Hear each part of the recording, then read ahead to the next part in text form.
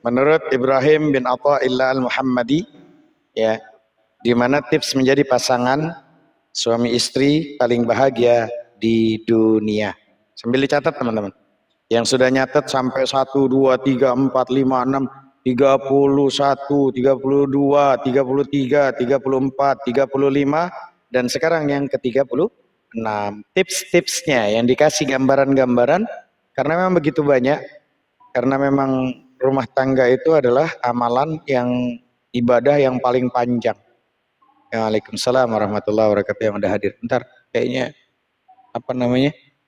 Kopi udah panas kayaknya tadi tuh. Aduh, bentar, takut meleduk, meledak lagi sambil ngomong rumah tangga gara-gara kopi meleduk jadi nggak jadi paling bahagia di dunia lagi nanti. Bentar teman-teman.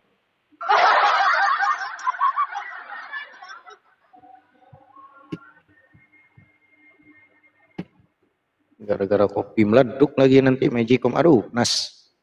Panas hatiku panas. Bismillahirrahmanirrahim. Shalli ala sayyidina Muhammad wa ala ali sayyidina Muhammad. Shalli ala sayyidina Muhammad wa ala ali sayyidina. Alhamdulillah. Oke. Lanjut pembahasan tentang kitab daripada Abdurrahman bin Athaillah al-Muhammadi, menjadi pasangan, ya, untuk bagi yang belum, apa yang sudah, supaya mendapatkan kebahagiaan dunia dan akhirat, teman-teman. Oke. Di antaranya adalah yang tips ke-36 untuk menjadi pasangan yang paling bahagia di dunia, yaitu waspada terhadap pandangan yang diharamkan. Ya, catat tuh. Waspada terhadap pandangan yang diharamkan. Jadi tak ada perintah atau larangan, tidak ada perintah atau larangan dalam Al-Qur'an dan hadis kecuali di dalamnya tuh terkandung kebaikan dan kemaslahatan bagi umat manusia. Salah satunya adalah menjaga penglihatan dari sesuatu yang diharamkan. Ya. Kan nanti kita cari, ngambil dari mana nih dalilnya, apakah benar, kan gitu teman-teman. Kita buka pelan-pelan supaya kita tidak bisa berbicara kecuali atas landasan hukum. Di dalam surat An-Nur, ya. Di dalam surat An-Nur ayat 30 sampai 31. Allah Subhanahu wa taala berfirman, di mana dikatakan surat An-Nur ini, teman-teman, wa'iyadu billah, bismillahirrahmanirrahim. Qul lil mu'minina yaghudduna min absarihim wa yahfadhu furujahum dzalika azka lahum innallaha khabirum bima yasnaun. Katakanlah kepada orang laki-laki yang beriman, hendaklah mereka menahan pandangannya dan memelihara kemaluannya, yang demikian itu adalah lebih suci bagi mereka, sesungguhnya Allah Maha mengetahui apa yang mereka perbuat. 31-nya, wa qul lil mu'minati yaghdudna min absarihinna wa yahfazna furujahunna wa la yubdina zinatahunna illa ma zahara minha wal yadribna bi khumurihinna ala juyubihinna wa la yubdina zinatahunna illa li bu'ulatihinna aw abaihinna aw abai bu'ulatihinna aw abnaihinna aw abnai bu'ulatihinna aw ikhwanihinna aw bani ikhwanihinna aw bani akhwatihinna aw nisaihinna aw ma malakat aymanuhunna aw ittabi'ina ghairu ulil irbati minar rijali aw ittalfil ladzina lam yadhharu ala auratin nisa wa la yadribna bi arjulihinna liyu'lama ma yuhfina min zinatihinna wa tubu ilallahi jami'an ayyuhal mu'minuna la'allakum tuflihun. Allah mengatakan, katakan kepada wanita yang beriman, hendaklah mereka menahan pandangannya dan kemaluannya Dan janganlah mereka menampakkan perhiasannya. Perhiasannya aja nggak boleh ditampakkan. Ya, kecuali yang biasa nampak daripadanya, kecuali yang biasa nampak. Dan hendaklah mereka menutupkan kain kudung ke dadanya. Dada nggak boleh terlihat seperti nonjol dan itu disuruh tutup. Dan jangan menampakkan perhiasannya kecuali kepada suami mereka. Perhiasan yang indah-indah kecuali kepada suami. Masalahnya suami nggak beliin permata, emas, ya udah lu pakai apa kek, itu tali rapia juga boleh. Atau ayah mereka, boleh. Atau ayah suami mereka, atau putra-putra mereka, putra-putra mereka, atau putra-putra suami mereka.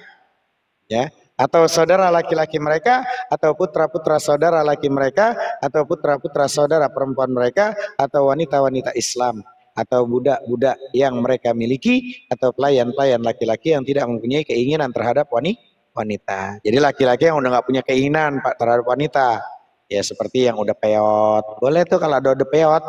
Ada nggak yang peot di sini? Hah? Ada nggak nih yang peot? Kalau laki-laki peot ada nggak di sini? Boleh, orang udah nggak ada syahwat ya. Tapi kalau peot masih ada syahwat jangan, ya.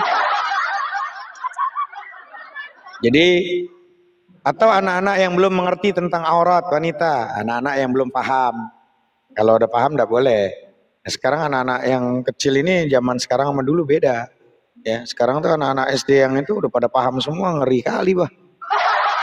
Jadi janganlah mereka itu sekalian kepada Allah. Jadi artinya dan janganlah mereka itu memukulkan kakinya agar diketahui perhiasan yang mereka sembunyikan. Orang dulu itu kalau nari-nari itu kan suka pakai gemerincing ya di kaki. Paham ya? Itu kan kalau umpama gemerincing tuh lagi jalan digemerincingin supaya orang terpikat ngelihat apa sih tuh, oh ada ini lewat ya. Itu enggak boleh tuh. Nah di sini ada qiyas. Maka seorang wanita itu tidak boleh ketika jalan supaya terlihat sama lawan jenis, ya laki-laki khususnya, itu tidak boleh tuh. Nah, walaupun nggak pakai gemerincing kaki, kalau umpama dia lagi jalan, supaya dilihat sama laki-laki peot, nggak boleh tuh. Kali gitu Ani lagi lewat supaya ada laki-laki peot ngelihat dia gitu, umpama itu, nggak boleh tuh, ya. Dan bertaubatlah kamu sekalian kepada Allah, hai orang-orang beriman, supaya kamu beruntung, ya. Itu. Jadi menjaga pandangan dari mawas diri. Di sini Ibnu Arabi itu menafsirkan surat An-Nur ayat 3 bahwa dengan menundukkan pandangan terhadap lawan jenis merupakan bagian dari malu dan mawas diri.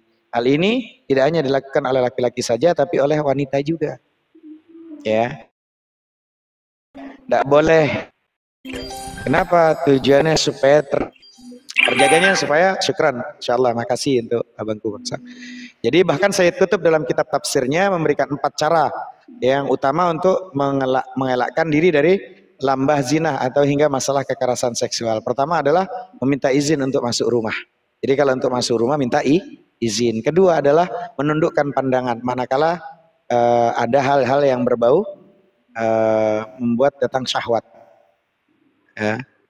Kalau murtad apakah dibun-bun? Kita sudah pernah jawab abangku, dalam kalimat tentang murtad itu, efek fikih itu nanti luas.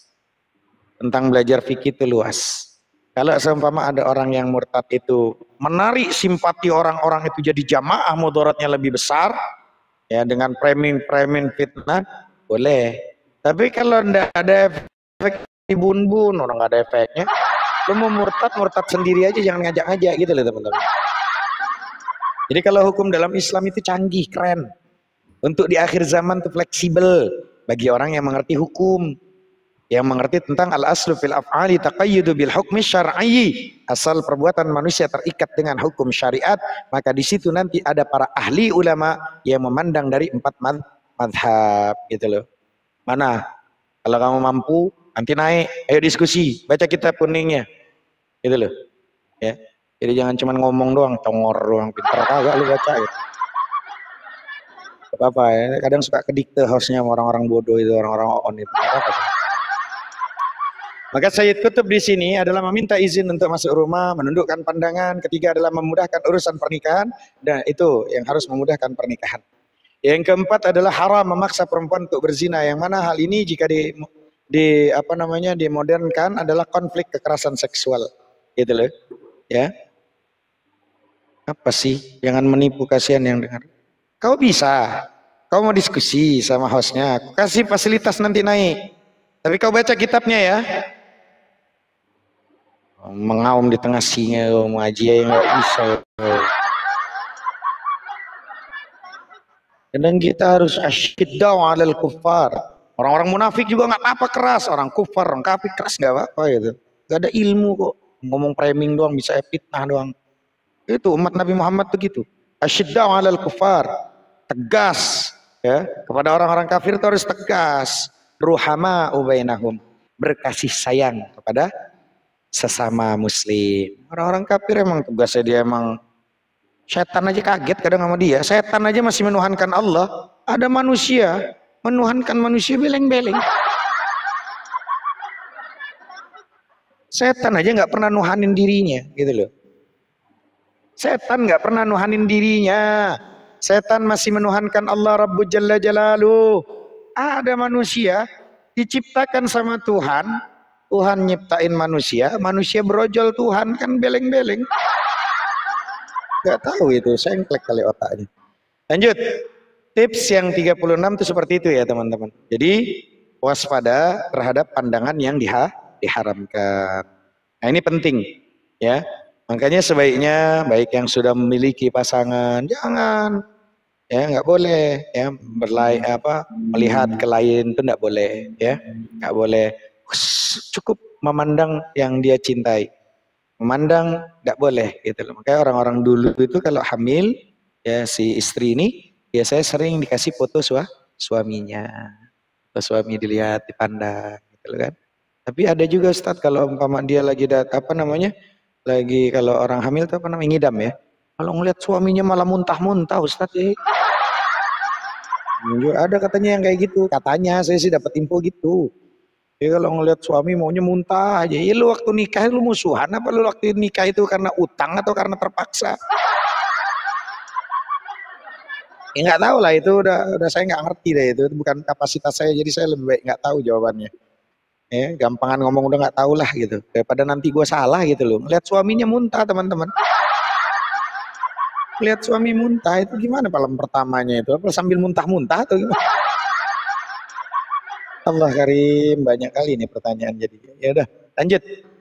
Karena dijodohkan Ustaz. Wah itu kalau nggak dijodohkan ya nggak tahu lah itu. Tips yang ke-37. Bacaan-bacaan yang bermanfaat.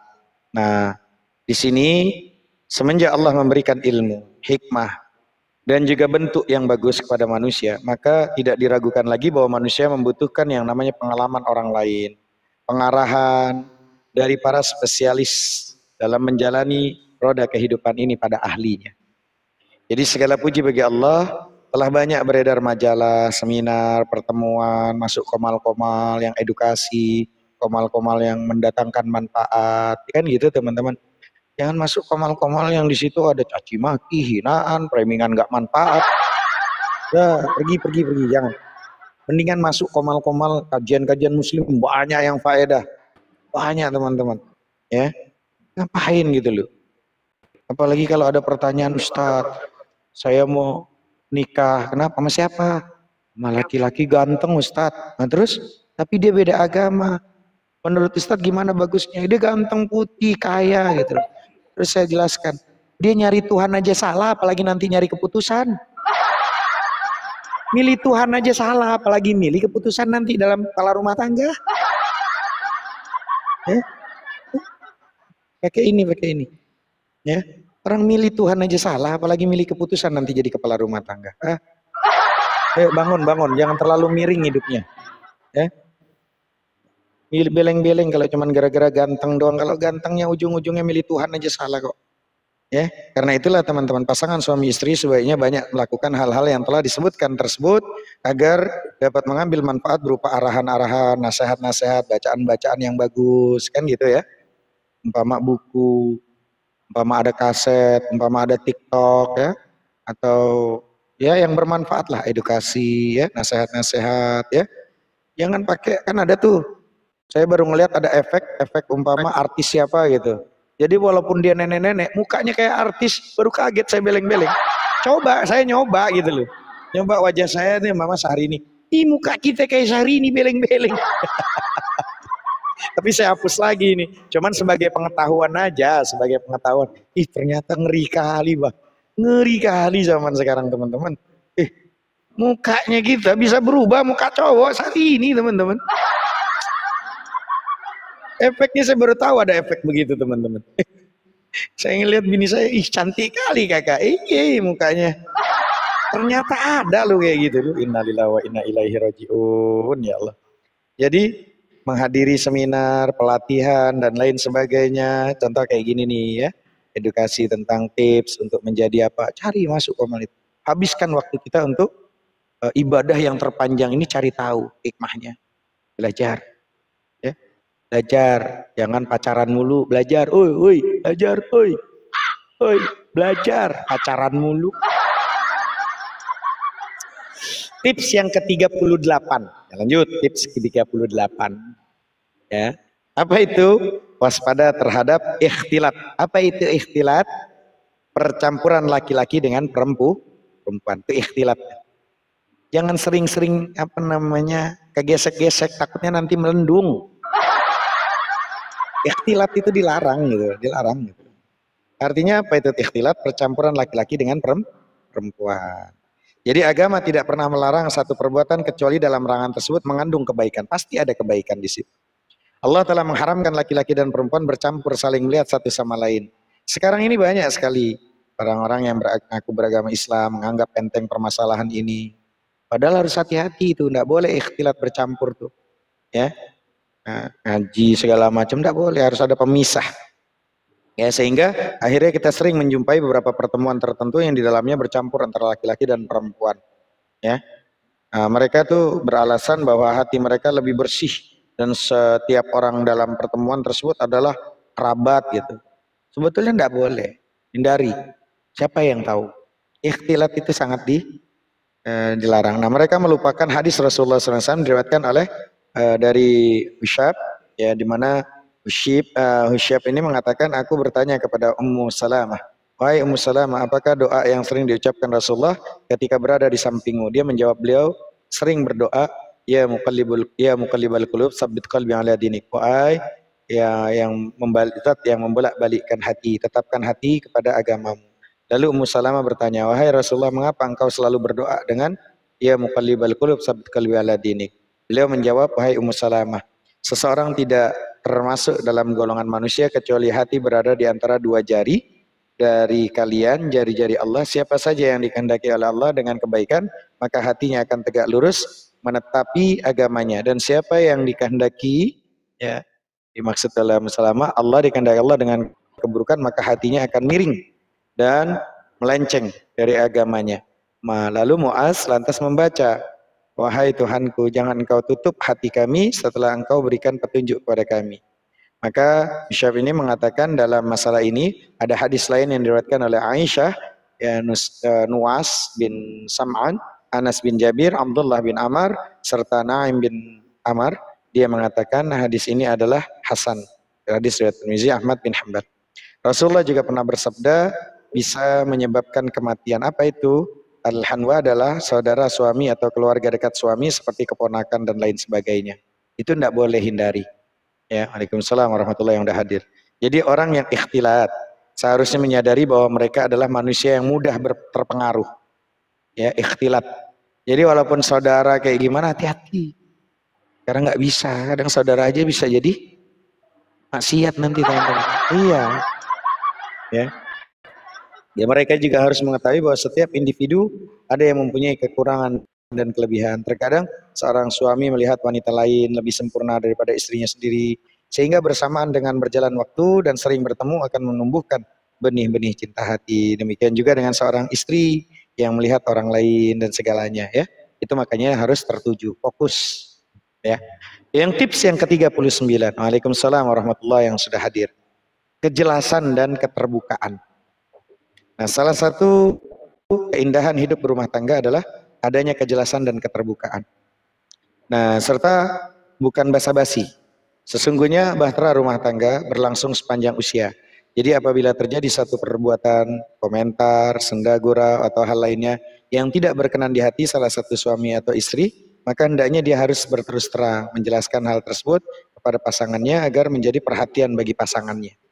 Gitu. Nah, begitu juga apabila sang istri memandang, ya, istri ini memandang nih, memandang dalam hal apa nih, gitu kan? Dia harus terus terang pada istrinya dengan beberapa hal. Misalnya suami tidak menyukai tingkah laku istri begini gini gini, jelaskan, gitu loh. Jadi begitu juga kedua suami istri hendaknya selalu berusaha menjauhkan diri dari penumpukan problem dan sikap saling tidak terbuka. Terkadang suami melihat sesuatu yang tidak disukai dari sang istri, tapi dia hanya diam dan menyimpannya dalam hati. Hingga akhirnya apa? Sikap diamnya itu menjadi titik-titik kegelapan dan berkumpul dalam hati menjadi bom waktu. Nah, itu bahaya. Ya, semoga Allah memberikan perlindungan kepada kita semuanya agar menjadi terhindar daripada perceraian. Waalaikumsalam warahmatullahi yang sudah hadir. Tips yang ke-40 teman-teman. Hadiah. Hadiah. Tahu hadiah teman-teman? Nah, udah mulai nih. Siapa yang tidak suka diberi hadiah sih? Siapa? Semua orang suka gitu loh. Ada ulang tahun yang dikasih hadiah cuman santrinya doang, ustadznya kagak. Sono orang sono, jangan ada yang kesinggung, orang sono. Jangan ada yang kesinggung, tak kesinggung lagi di sini beleng-beleng. Orang sono. Waalaikumsalam warahmatullahi yang udah hadir. Jadi siapa yang nggak suka sama hadiah? Semua suka. Siapa sih yang nggak bahagia, yang pengen bahagia mendapatkan hadiah itu? Ya. Nah, jadi hadiah itu ibarat obat dari berbagai luka. Tidak ada seorang pun yang memberikan hadiah kecuali hati orang tersebut penuh dengan limpahan cinta. Jadi bukti cinta itu memberikan hadiah. Ih, ada yang ulang tahun nih kan gitu. Kasihlah hadiah bunga bangke. Ah, itu bukan hadiah tuh, ngajak ribut. Bunga bangke lu kasih. Bunga lah yang indah ya, bunga deposit kan gitu. Ya mudah-mudahan lah yang calon istrinya mau ulang tahun, lakinya paham gitu, dikasih bunga deposit, insya Allah deposit gitu kan, bunganya 1 miliar, beleng-beleng. Jadi pemberian hadiah itu dapat menebarkan benih cinta, semakin berkembang gitu kan, bunga kali kan gitu, kepercayaan, keramahan, penghargaan di antara mereka yang saling memberikannya.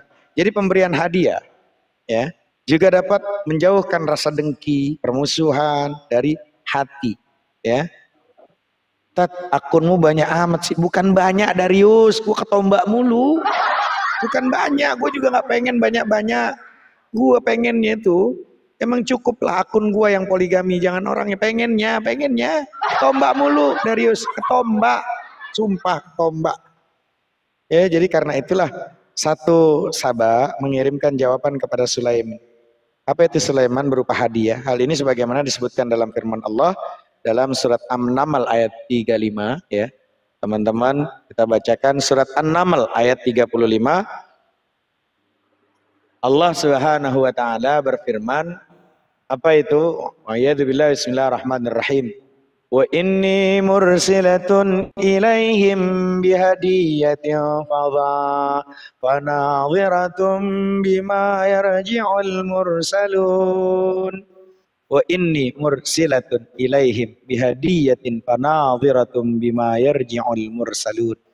Sesungguhnya aku akan mengirim utusan kepada mereka dengan membawa hadiah, dan aku akan menunggu apa yang akan dibawa kembali oleh para utusan itu. Jadi ayat ini menerangkan kebijaksanaan Ratu Bilqis dalam menghadapi sikap kaumnya terhadap isi suratnya Nabi Sulaiman. Ya, dia tidak terpengaruh sikap sombong, merasa diri kuat, sebagaimana yang tercermin dari ucapan-ucapan para petinggi-petinggi kerajaannya, kan gitu.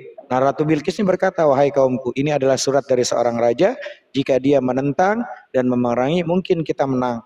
Dan mungkin pula kita kalah.